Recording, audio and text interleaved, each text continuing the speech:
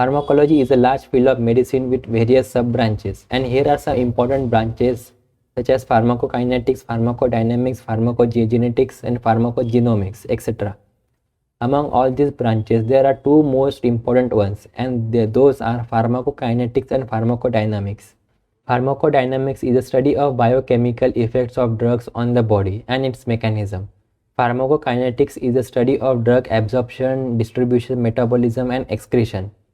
In simple language, what drugs does to body is pharmacodynamics, and what body does to drugs is studied under pharmacokinetics. Each and every branch of pharmacology is important in its own way. For example, pharmacogenetics deals with the genetic aspects in drug-body interaction, because every drug effect are slightly varying according to DNA makeup of an individual.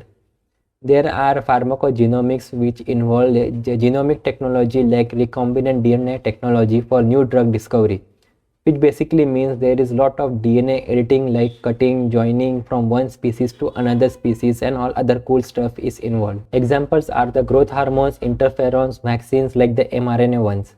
Chemotherapy is widely used these days, especially in cancer treatment. Chemotherapy involves treatment of disease by chemicals that kill cells.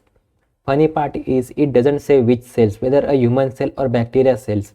All that matter is killing cells by chemicals.